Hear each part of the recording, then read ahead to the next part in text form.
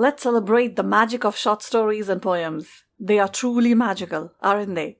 They make us feel happiness, heartbreak, horror, hope, hatred, and so much more.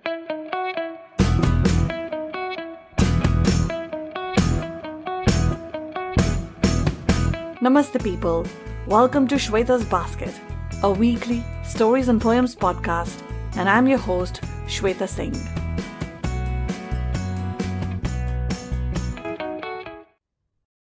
The story that I have for you today is based on a true incident. It is titled Exodus and is written by the very talented Sheerin Shahab. Sheerin is a reader, a nature lover, and an amateur photographer. She's also a die-hard chai fan. She loves to write short stories, and a few of her short stories and mini tales have been published in anthologies by The Hive. For more of her stories and poems, check out the online writing platform Penmancy and her Facebook page, Alfaz Sheerin. Links to both will be in the show notes. So this is Exodus, written by Sheerin Shahab.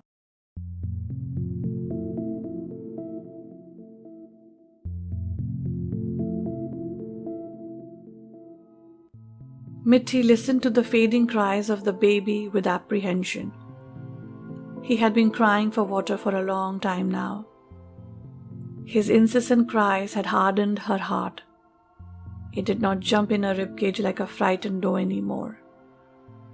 Still, the tearless cries and the sunken spot in his forehead were a cause for worry. She needed water for her baby, and needed it quickly. Maybe if she wasn't made reckless because of her motherly concerns, all that happened later wouldn't have happened. So many of her friends and neighbors wouldn't have lost their lives. Our village wouldn't have become devoid of its hustle and bustle, resulting in empty streets and emptier hearths. She wouldn't be held responsible for all that happened. But fate, fate makes us all instruments of its will. She was a mother, and mothers are the weaklings where their children are concerned. And tragedy well knows where to aim her blows. The small village where Mitti lived on the outskirts with her husband and 8-month-old child was like hundreds of others scattered across the arid lands. They were Valmikis, a lower caste, and had been relegated to the outskirts of the village with all the others of the same social footing, if not the same caste. The drain cleaners, the mice killers, the shoemakers, all taking care of the elite in some way or the other, deserving of their money, but not of their compassion. Reduced to living at the edge of consciousness of those whom the gods had favored with higher birth. Dilapidated, makeshift juggies dotted the small settlement passing off as homes. One small well was dedicated for their use. Its hard, brackish water was hardly sufficient for the use of 100 or so families huddled around together in the settlement. It was a sweltering June afternoon when a daily ration of water, supposed to last her for the whole day, ran out. There would be no water to be brought up at this time from the well. Maybe she could draw some water from the well early next morning, when the earth had cooled enough to relent a little, but she hardly had the time or the patience. The neighbors, they guarded their own rations zealously, and none of them would be willing to share their hard-fought meager ration of water with her anyway. The thought of the upper caste well, situated not too far away from a dilapidated juggi, kept returning uninvited to the realm of her worried thoughts. What if I draw some water from there? She thought. But touching that well, or even being seen in its vicinity, was forbidden for the Dalits. It was afternoon, and everyone was either slumbering or sheltering inside their walls from the simmering heat. No one was out. The streets were quiet and deserted. She considered her possibility. I could be there and be back in no time with no one the wiser. She stood there, racked with indecision. For the touching of that well by a Dalit was unheard of, and the penalty? Severe. Her confused thoughts were jolted by another mewling cry, this one much fainter than the others. She could not control herself any longer. Throwing all thoughts of propriety aside, she proceeded towards that other well with haste.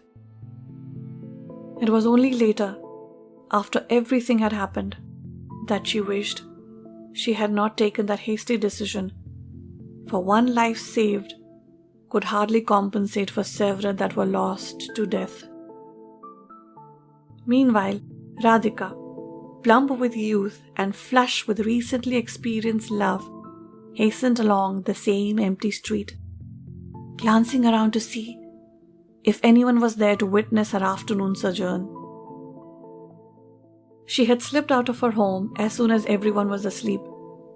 The time for the afternoon siesta was the perfect opportunity for her to meet Sundar, that beguiling youth from the next village. He had won her over last Navratri, heart, body and soul. These clandestine meetings with him were for her the highlight of her day. But she was not naive enough to be complacent. She had a very astute idea of how her parents would react if they found out about her afternoon assignation, and she was trying her very best to reach home unobserved. While keenly scouring for unseen eyes, she glanced upon Mitty, who was drawing water from the well. Before she had time to wonder as to who was foolish enough to draw water in this killing heat, she saw Mitty slink away stealthily towards the lower caste settlement. Radhika realized the import of what she had seen with a chill creeping up her spine. Her indignation at this preposterous act won resoundingly in the battle with the fear of discovery, and she lost no time in informing the elders of this thoughtless disregard of age-old laws and beliefs. The upper caste section was soon in uproar. The news was whispered quickly along the creaking doors, and a meeting was soon held to decide upon the course of action in retaliation to this blasphemy of an act. Maybe the heat contributed to the anger of the community gathered together, for when the decision to poison the other well was finalized in the meeting, nobody, absolutely nobody spoke up against it. No one tried to cool the simmering resentment, and no one mentioned that the proposed act was against humanity itself. Poor Mitty, who had some extra ration of water on account of her stealthy actions of the day before, woke up late the next day, as she did not have to join early in the war of water withdrawal. As she stepped out of her excuse of her door, she could hear loud keening from all around. Unknown to her, her actions had brought death to the doors of her friends and neighbors, who had brought home the water from their well and drank it unknowingly. Many had already lost their lives by the time those remaining realized the perils of the poisoned water. It was a sad day in the settlement, but sadness soon turned to anger on learning that this monstrous act was carried out by the self-righteous, privileged, upper-class pricks in the village. Having no outlet for their anger, the community decided to leave this bloodthirsty land where they had to pay for a drop of water with their lives. Before leaving, they met the Panch and told him and those of his ilk, "It was only by an accident of birth that you are high-born and we are low-born. God, in His infinite wisdom, decreed jobs for each of us. Who would do the lowly jobs if there were no lowborns? Yet, he also asked us to treat each other with love, kindness, and compassion. From your high pedestal, you forgot to look at us as humans, and in your ego and pride, you shed your humanity when you carried out this unspeakable act. We are leaving the settlement. We will take the story of the atrocity carried out on us and make sure everyone recognizes you for the demons you all are. We will ensure no lowborn ever comes here for the myriad tasks that you need us but give no credit for. No one will clean your waste. No one will mend your shoes. No one will bury your dead. You are welcome to your pedestals. Soon, the settlement emptied. The story became famous far and wide. All lower caste individuals, even when bribed with obscene amounts of money, refused to work in the town. Slowly, the waste turned into mountains. The cleaning of toilet had to be done by the privileged people themselves. God forbid if some septic tank choked. But God didn't forbid it. The stench and the smell became overbearing. Yet no one came, except the rains. With the rains came disease which thrived on the filth and garbage. People started dying and found no one would carry out the cremations. With the bodies lying around, decomposing, without ritualistic closure, the highborn people understood that sometimes death is not the worst that one can face. Sometimes it can be the indignity their loved ones have to face after death. Hadn't great personalities who passed insisted that cleanliness is next to godliness? The privileged class thought themselves superior to those who ensured cleanliness in their lives. But long years of hubris had deposited a layer of grime in the guise of pride on their conscience. They had aspired to be godly, but had failed to even hold on to their humanity. It became acidus to live with the stark reminders of their failure staring at them day in and day out. And slowly, the exodus began, leaving behind empty streets and empty homes. And thus the saga, which began with the frail cries of a thirsty baby, now resonated eerily in the lifeless streets of a once bustling village.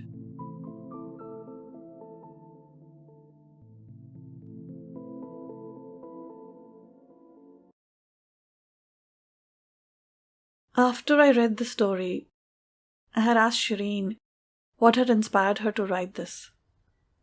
And this is what she had to say. The story was born, as most of my stories are, of a small news report where it was mentioned how the lower caste well in a village had been poisoned by the upper caste people as punishment. It is a testament to my helplessness to do something concrete towards making a better world for our future generations, and my inability to understand the depravity that human beings can subject their fellow human beings to. I can't do much, so I write. I hope somehow, somewhere, it can ignite a small spark. And that, my dear friends, is what we as authors and narrators hope for. Apart from humor, which is equally important, especially in these times, it is important to keep raising these issues through stories and plays, through the written word and the spoken word, through audios and videos. The change will come. Maybe not as fast as we would like it to, but it will come. And on that note, changing gears, we move on to our one question section. Last week I had asked you what was the first thing she had bought before hitting the gym. This was from the poem Jim Kasiyappa, written by Nisha Tandon. And the right answer is a branded tracksuit. As usual, I got my first answer from Vasudha ji. You know, Last time Vasudha ji had told me that she waits for my tag on the FB post. And this time I told Vasudha ji that I look forward to her DMs once my episode is uploaded. And the other one to send the answer was Gauri Bhargav. Thank you, Gauri, for listening to the episode and sending in your answer. Guys, do you know that Gauri is a very talented storyteller? She has her own YouTube channel. Do check it out and subscribe to it. It's called Gauri Storyteller, and the link to that will be in the show notes too. And quickly moving on to our one question for this week. Name the person who saw Mithi drawing water from the upper caste well. As you know, you have 3 ways in which you can send in your answers. You can DM me on Facebook or Instagram, or email your answers to Shweta@shwetasbasket.com. And do join me next Friday when I bring 2 very heartwarming poems titled Bitiya and Yade, written by the artist and blogger Pooja Kabra.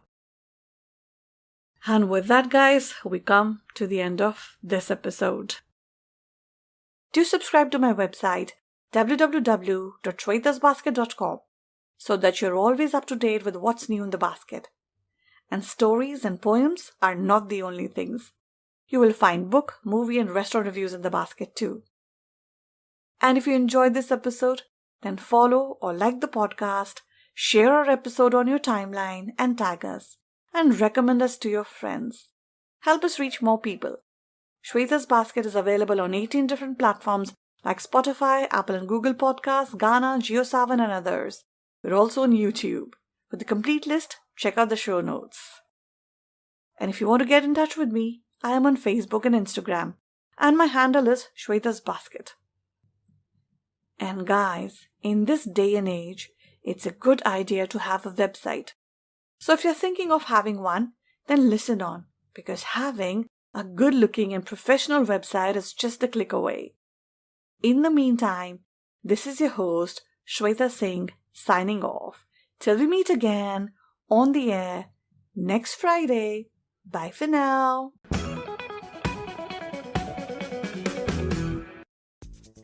Do you want to have a website of your own? Are you a writer, photographer, actor, makeup artist, hairstylist, or even a tutor, singer, painter, journalist, consultant?